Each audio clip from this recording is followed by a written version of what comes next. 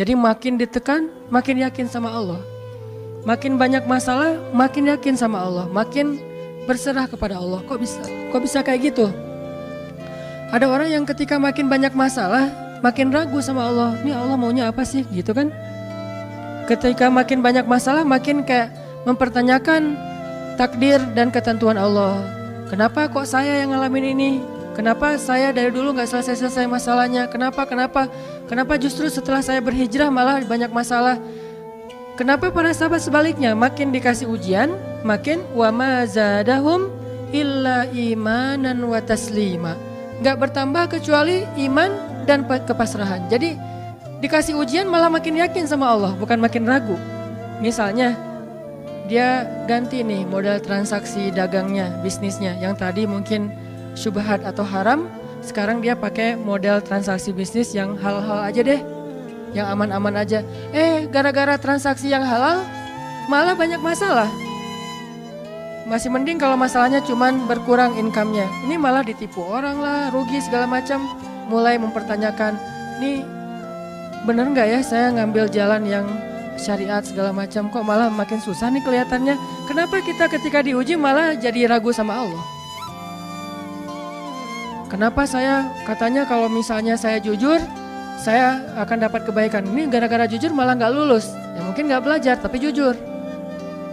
Yang satu lagi yang gak jujur malah nilainya bagus mungkin. Misalnya gak belajar tapi dia dusta. Kenapa para sahabat ketika diuji malah makin yakin sama Allah? Malah makin pasrah kepada Allah. Karena mereka pegang janji Allah. Itu salah satu tipsnya. Kalau kita pengen tetap woles pas menghadapi kesulitan, pegang janji Allah. Makin kita kuat pegang janji Allah, diuji, kita makin pasrah sama Allah. Ya Allah, saya kan yakin sama Engkau memegang janjimu. Ketika diuji, saya berharapnya balasan dari Allah, pertolongan dari Allah. Kayak yang pernah saya sampaikan dulu, kalau kita dapat musibah, yakinlah kepada janji Allah. Siapa yang membaca doa yang diajarkan Nabi, nanti Allah akan ngasih ganti yang lebih baik gitu kan ya. Allahumma ajurni fi musibati wa khluf li khairam minha.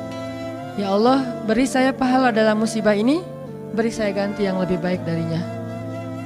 Kalau kita pegang banget dengan janji Allah lewat doa ini, kita ketika dapat musibah setidaknya gak akan panik habis-habisan, gak akan putus asa dalam menunggu pertolongan Allah. Setidaknya kalau nggak bisa woles-woles amat, nggak bisa tenang-tenang amat, minimal nggak panik habis berlebihan.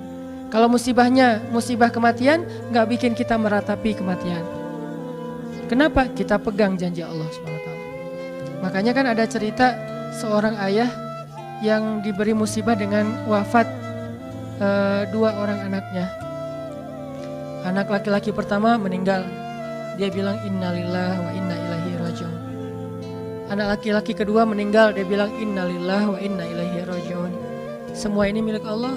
Allah yang memberi, Allah juga yang mengambil kembali. Suka-suka Allah, pasrah gitu. Nerima, ridho dalam bahasa agama. Bukan ikhlas ya. Kalau ikhlas itu dalam bab ibadah.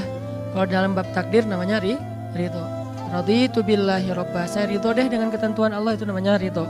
Bukan yang ikhlas ya. Ikhlas apaan? Orang nggak lagi ibadah kan, lagi ada musibah. Jadi bukan yang ikhlas ya, bukan. Tapi yang ridho ya.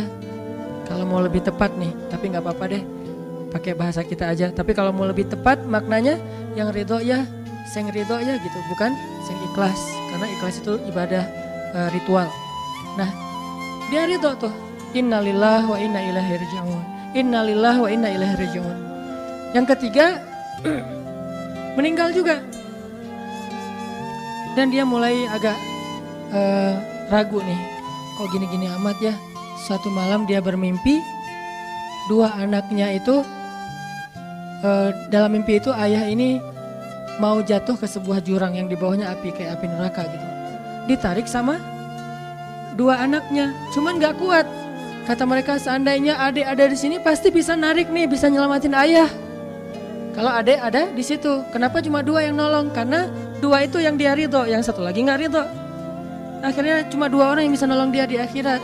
Bangun dari mimpi dia sadar, oh ternyata justru Allah pengen nolong dia di akhirat dengan musibah itu. Dan buat anaknya juga kebaikan nanti di akhirat masuk surga. Akhirnya dia bilang innalillah wa inna ilaihi rajiun, astaghfirullahalazim. Hidup kadang kayak gitu. Ketika kita pegang janji Allah, ada sesuatu yang kita tunggu di dalam kesulitan hidup kita, sehingga buat kita selalu punya harapan. Tapi kalau kita nggak pegang janji Allah, kita nggak nunggu apa-apa kecuali mengeluhkan keadaan kita, dan itu bikin kita lemah. Ditolak yang pertama, innalillah wa inna ilaihi rajiun. Ya Allah, beri saya yang lebih baik darinya. Nemu nih, ditolak lagi. Lebih cantik tapi nolak juga, kan lebih sakit ya. Lebih cantik ditolak lebih sakit. Ya Allah, beri yang lebih baik lagi. Makin lama makin di puncaknya rasa sakit yang udah gak tahan, diterima.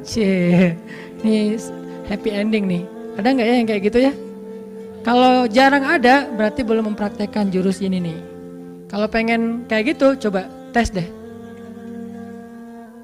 Cuman kalau ngetes Allah, Allah tahu sih ya.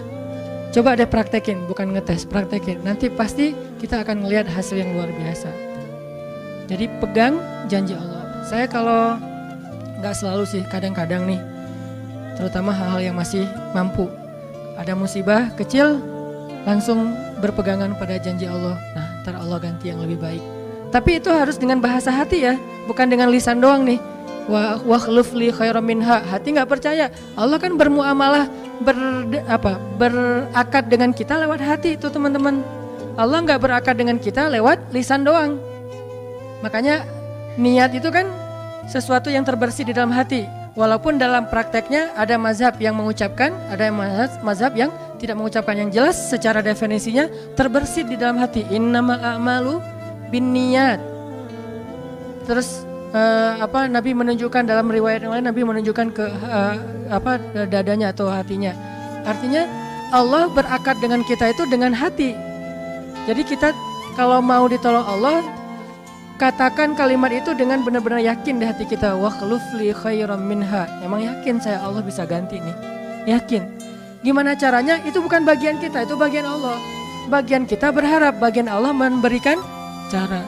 Jangan sampai kita mengambil bagian Allah. Pasti kita akan kebingungan. Orang kita bukan Tuhan. Mengambil bagian Allah apa? Harus jelas caranya. Kalau nggak jelas nggak percaya. Terlalu logis. Akhirnya nggak lagi ada ruang untuk kita berharap kepada sesuatu. Jangan mengambil bagian Allah. Gimana caranya? Ya terserah Allah. Yang penting saya berharap Allah ganti yang lebih baik. Ikhtiar urusan kewajiban kita kepada Allah. Bukan cara itu. Kewajiban kita kepada Allah. Ikhtiar itu dalam agama kayak ibadah.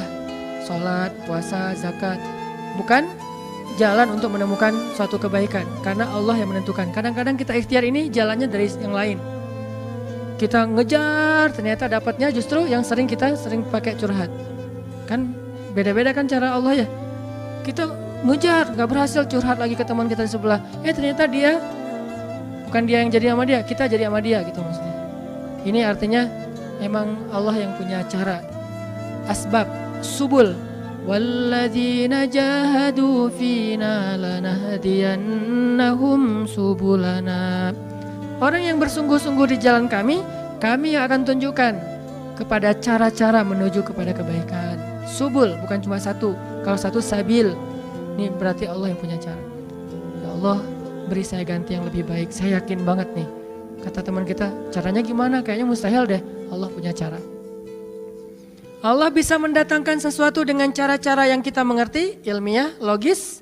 Bisa yang dengan cara yang kita nggak ngerti, nggak ilmiah, nggak logis. Bisa juga dengan sebalik dari apa yang kita ngerti. Kita ngertinya gini, Allah bikin yang sebaliknya.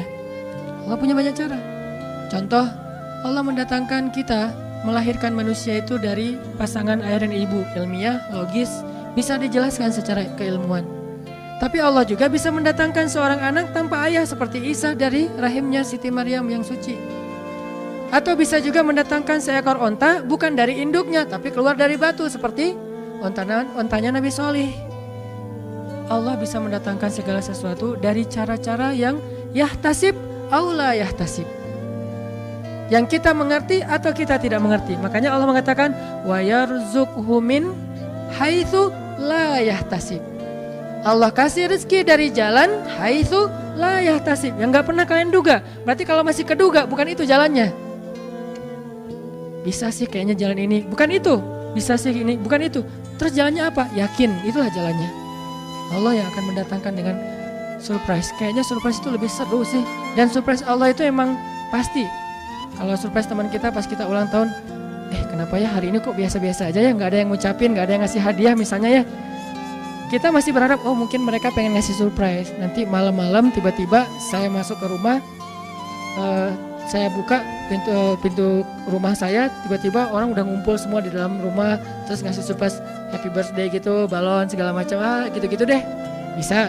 Tapi apakah itu terjadi? Belum tentu. Pas kita pulang ke rumah udah siap-siap gitu. Gua mah nggak akan kaget lah, yang gitu-gitu pasti udah disiapin. Buka pintu, ngelihat ke dalam, jalan pelan-pelan, nyalain lampu, kosong, nggak ada siapa-siapa. Manusia bisa gitu banget kan?